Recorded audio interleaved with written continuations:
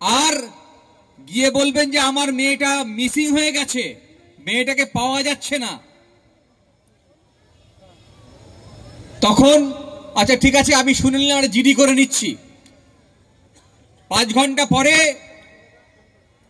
যখন খবর এলো মেয়েটা রেপ হয়ে গেছে, তখন এবার পুলিশ নড়ে চড়ে বসছে। বেশি দিন আগের কথা বলছি না, এটা এই জয়নগরের ঘটনা।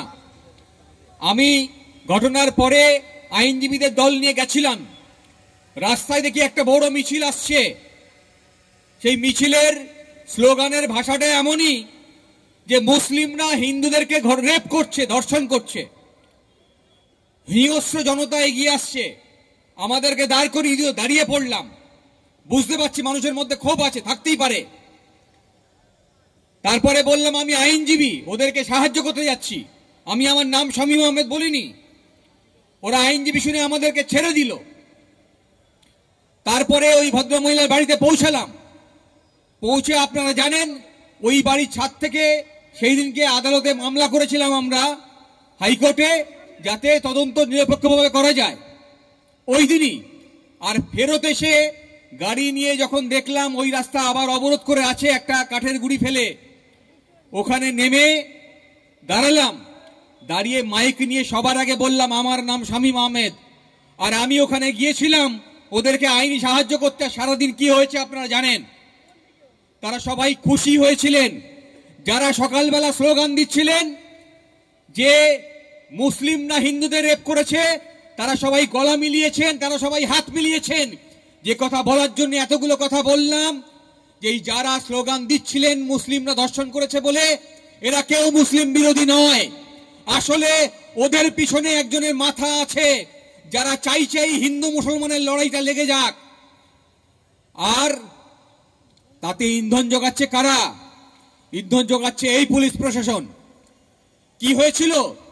মেয়েটির মা, মেয়েটির বাবা গেছিল থানায় যে আমার মেয়েটা মিসিং।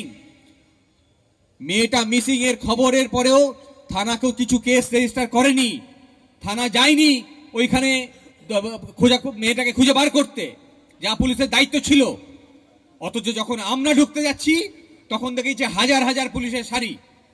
তাহলে ঘটনা ঘটে যাওয়ার পরে পুলিশ ছুটছে কেন? ছুটছে যারা প্রতিবাদ করতে রাস্তায় নামছে। আরজি করের ক্ষেত্রে একই ঘটনা দেখেছেন, তাদের কণ্ঠরুদ্ধ করতে হবে। যখন আপনি একটা মিটিং করতে যাবেন আপনার কণ্ঠরুদ্ধ করতে হবে। তাহলে গণতন্ত্রের মধ্যে গণতন্ত্রের ভাষাকে রুদ্ধ করার জন্য এই প্রশাসন কাজ করছে। যাদের দায়িত্ব ছিল নিরপেক্ষভাবে তদন্ত করা, তারা সেই নিরপেক্ষভাবে তদন্ত করতে পারছে না। আদালতের দ্বারস্থ আমরা হয়েছিলাম আরজি করের ঘটনার ক্ষেত্রে, আপনারা জানেন আমরা মামলা করেছিলাম। সেখানে আদালত নির্দেশ দিয়েছিল যে সিবিআই কে তদন্ত করতে হবে। সেদিনকে মামলা শেষে আবার আমি প্রেস কনফারেন্সে বলেছিলাম যে সিবিআই আবার একটা সুযোগ পেল, কারণ আগে অভিজ্ঞতা আছে। নারদার ক্ষেত্রে আমরা মামলা করেছিলাম, সারদার ক্ষেত্রে আমরা মামলা করেছিলাম। আমরা বলেছিলাম তখন যে সিবিআই, সারদা, নারদা, স্কুলে এডুকেশনে যে দুর্নীতি হচ্ছে, করাপশন, যে মামলাটা ফিরদৌস শামীম আর সুদীপ্ত দাশগুপ্ত এরা করছে, বিকাশ ভট্টাচার্য নেতৃত্ব দিচ্ছেন। আর সারদা নারদা মামলায় আমি নিজে ছিলাম। আমরা জানি যে সিবিআই কে তদন্ত করতে দিয়েও সেই তদন্তের নিষ্পত্তি হয় না, তদন্তে শেষ হয় না, আর অপরাধীরা সাজাও পায় না।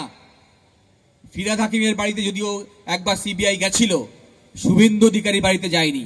কারণ শুভেন্দু অধিকারী আপনারা জানেন যে এখন তৃণমূল ছেড়ে বিজেপিতে গেছে, ফলে ওর বাড়িতে সিবিআই যাবে না, ওর বাড়িতে ইডি যাবে না। ওর ভিডিও ফুটেজে দেখা যেতে পারে যে টাকা নিচ্ছে, কিন্তু ওর বাড়িতে যাবে না।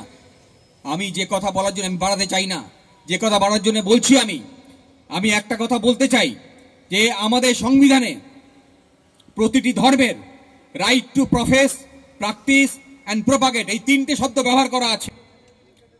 আর গিয়ে বলবেন যে আমার মেয়েটা মিসিং হয়ে গেছে, মেয়েটাকে পাওয়া যাচ্ছে না। তখন আচ্ছা ঠিক আছে, আমি শুনে নিলাম, আর জিডি করে নিচ্ছি। 5 ঘন্টা পরে যখন খবর এলো মেয়েটা রেপ হয়ে গেছে, তখন এবার পুলিশ নড়ে চড়ে বসছে। বেশি দিন আগের কথা বলছি না, এটা এই জয়নগরের ঘটনা। আমি ঘটনার পরে আইনজীবীদের দল নিয়ে গেছিলাম। রাস্তায় দেখি একটা বড় মিছিল আসছে। সেই মিছিলের স্লোগানের ভাষাটা এমনই যে মুসলিমরা হিন্দুদেরকে রেপ করছে, ধর্ষণ করছে। হিংস্র জনতা এগিয়ে আসছে, আমাদেরকে দাঁড় করিয়ে দিল। দাঁড়িয়ে পড়লাম, বুঝতে পারছি মানুষের মধ্যে ক্ষোভ আছে, থাকতেই পারে। তারপরে বললাম আমি আইনজীবী, ওদেরকে সাহায্য করতে যাচ্ছি। আমি আমার নাম শামীম আহমেদ বলিনি। ওরা আইনজীবী শুনে আমাদেরকে ছেড়ে দিল। তারপরে ওই ভদ্রমহিলার বাড়িতে পৌঁছালাম। পৌঁছে আপনারা জানেন ওই বাড়ির ছাদ থেকে সেই দিনকে আদালতে মামলা করেছিলাম আমরা হাইকোর্টে, যাতে তদন্ত নিরপেক্ষভাবে করা যায় ওই দিনই। আর ফেরত এসে গাড়ি নিয়ে যখন দেখলাম ওই রাস্তা আবার অবরোধ করে আছে একটা কাঠের গুঁড়ি ফেলে, ওখানে নেমে দাঁড়ালাম। দাঁড়িয়ে মাইক নিয়ে সবার আগে বললাম আমার নাম শামীম আহমেদ, আর আমি ওখানে গিয়েছিলাম ওদেরকে আইনি সাহায্য করতে। সারাদিন কি হয়েছে আপনারা জানেন। তারা সবাই খুশি হয়েছিলেন। যারা সকালবেলা স্লোগান দিচ্ছিলেন যে মুসলিম না হিন্দুদের রেপ করেছে, তারা সবাই গলা মিলিয়েছেন, তারা সবাই হাত মিলিয়েছেন। যে কথা বলার জন্য এতগুলো কথা বললাম, যে যারা স্লোগান দিচ্ছিলেন মুসলিমরা ধর্ষণ করেছে বলে, এরা কেউ মুসলিম বিরোধী নয়। আসলে ওদের পিছনে একজনের মাথা আছে যারা চাইছে হিন্দু মুসলমানের লড়াইটা লেগে যাক।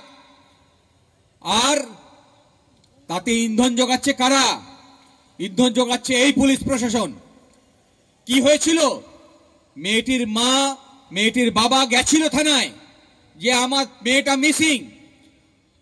মেয়েটা মিসিং এর খবরের পরেও হবে, যখন আপনি একটা মিটিং করতে যাবেন আপনার কণ্ঠরুদ্ধ করতে হবে। তাহলে গণতন্ত্রের মধ্যে গণতন্ত্রের ভাষাকে রুদ্ধ করার জন্য এই প্রশাসন কাজ করছে।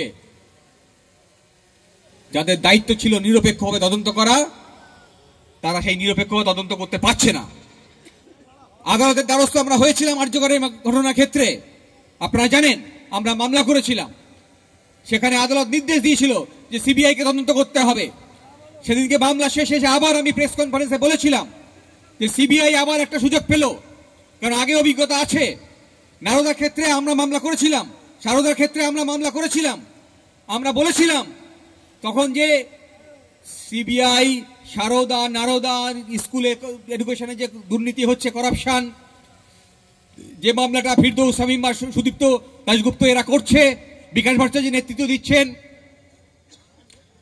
আর সারদা নারদা মামলায় আমি নিজে ছিলাম। আমরা জানি যে সিবিআই কে তদন্ত করতে দিয়েও সেই তদন্তের নিষ্পত্তি হয় না, তদন্তে শেষ হয় না, আর অপরাধীরা সাজাও পায় না। ফিরহাদ হাকিমের বাড়িতে যদিও একবার সিবিআই গেছিল, শুভেন্দু অধিকারী বাড়িতে যায়নি। কারণ শুভেন্দু অধিকারী আপনারা জানেন যে এখন তৃণমূল ছেড়ে বিজেপিতে গেছে, ফলে ওর বাড়িতে সিবিআই